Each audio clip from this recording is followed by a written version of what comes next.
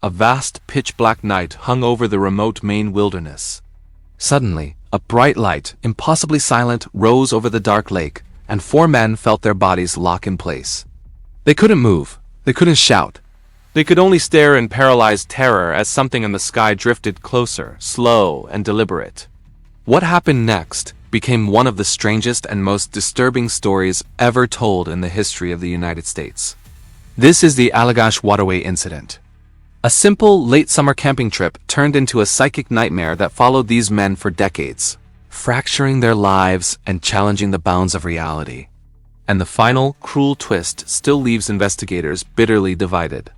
Because the truth may not be the thing anyone expected, but rather something far colder and more systematic. It all started with a beam of light over the trees. The year was 1976. Jack and Jim Weiner, along with their friends Charlie Foltz and Chuck Rack, were experienced outdoorsmen seeking the deep solitude of the remote Allagash wilderness. They planned a peaceful canoe trip, together in a place where the sky is pitch black and the nights are dead quiet. But on their very first night, the silence was subtly broken. Jack, perhaps the most observant, noticed a strange glowing ball drifting silently over the treetops. It moved too slow for a conventional plane, but was too bright and geometrically perfect to be a distant star or an atmospheric anomaly. It faded before anyone else caught a clear look, so they immediately dismissed it.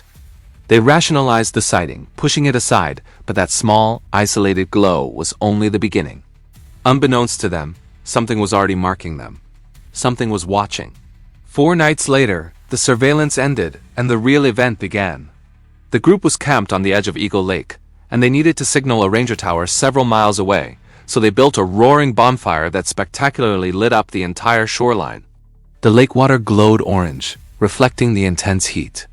The woods were still and calm. Then Charlie spotted it.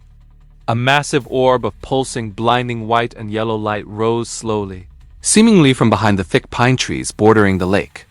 It hovered in the air like a floating disc, rotating slowly, too geometrically perfect to be natural, yet too silent to be any known aircraft. It was a terrifying contradiction suspended in the night sky. The men froze in place, a collective gasp swallowed by the vast silence. The object moved across the lake without making a single sound. No wind, no vibration, no disturbance of the air or the water beneath it. It was completely decoupled from the physics of motion as they understood it.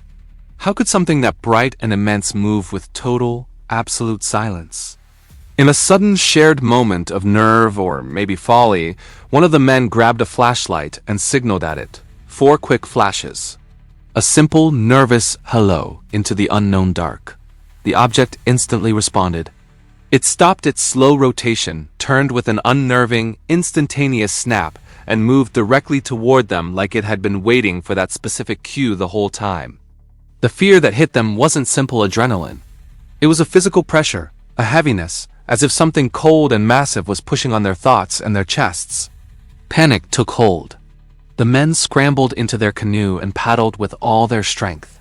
The water splashed frantically, the light chasing them. They felt something closing around them, suffocating their senses. Then everything went black.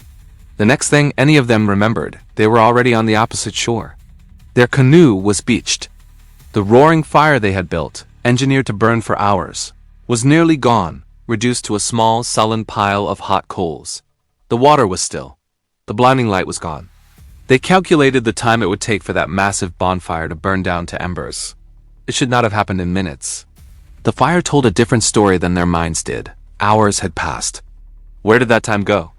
The gap in memory was total, complete, and shared by all 4 men. Back home, life did not simply return to normal. The emotional shock of the unexplained sighting should have eventually faded, but for Jack Weiner, it only deepened. He began waking up in the dead of night, shaking, drenched in sweat, utterly terrified. He dreamed of the abduction. He vividly recalled small, pale figures with disproportionately long necks and large, insect-like heads surrounding his bed. Their skin was pale and unnaturally smooth. Their eyes were black, deep, and utterly devoid of recognizable human emotion. In these recurring nightmares, they pulled him through a bright doorway. He felt paralyzed, unable to move or scream. Then he found out the others were suffering the exact same fate. Jim, Charlie, and Chuck were all having the same dreams. 4 men, 4 different homes. The same beings. The same feeling of being systematically taken, the same paralyzing cold fear. How could four entirely separate people share the exact same nightmare? Detail for vivid detail. The situation became medically and psychologically untenable. In 1988, more than a decade after the harrowing trip, all four men finally agreed to undergo regressive hypnosis with investigator Raymond Fowler, a leading figure in the field of abduction research. What they independently described under hypnosis shocked everyone involved in the investigation. Each man, questioned separately and without prior knowledge of the other's accounts, described the exact same sequence of events during their missing hours.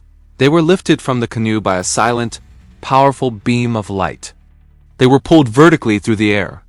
They were then placed inside a bright, stark metal room, a room with curved walls, humming equipment, and burning white lights. They were secured onto a narrow table they could not roll off of or escape from. And then came the beings. Thin, long-fingered entities with huge, penetrating black eyes that stared, not at them, but seemingly into them. They described instruments touching their skin, needles, cold, humming scanners. A metallic, almost sterile, scent hung heavy in the air. Crucially, the beings spoke, but not with voices. Their words arrived directly in the men's minds, like thoughts that weren't their own cold, clinical, and purposeful directives. Every man reacted with profound, raw terror during these hypnotic sessions. They cried uncontrollably. They shook violently, their breathing fractured and hyperventilated. Even the veteran investigator, Raymond Fowler, stated that their reactions appeared to be classic, true re-experiencing of deep, psychological trauma, not merely fabricated memories. But the detail that hit the hardest came from Chuck Rack. He vividly described a being standing beside him, placing its cold, thin hand on his chest. He didn't register physical pain, but a profound pressure, like a massive weight pushing deeper and deeper into his body. When he tried to look up, the being's huge black eyes locked onto his own. He testified that those eyes felt like they were inside his skull, searching through every fiber of his being, extracting information without consent. Were these truly memories, or were they something constructed inside their minds by suggestion or shared anxiety? The circumstantial evidence was strange enough to demand consideration. The fire burned down far too fast, indicating a significant time lapse. The men had missing hours they could not account for. Their dreams began spontaneously, long before any talk of hypnosis, and their separate hypnosis accounts matched perfectly. Furthermore, 3 of the men passed independent polygraphs with clear results, indicating they were telling the truth as they remembered it. Still, the mystery twisted again. Years after the hypnosis, Chuck Rack suddenly changed his public view. He stated that he absolutely believed they saw something in the sky that night. But he no longer believed the abduction happened. He admitted the hypnotic memories felt more like highly suggested dreams than real events.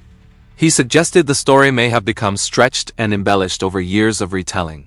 If this deep dive into the world's most baffling cold cases grips you, make sure to like this video, subscribe for more unsolved mysteries, and let me know in the comments below which bizarre case we should explore next.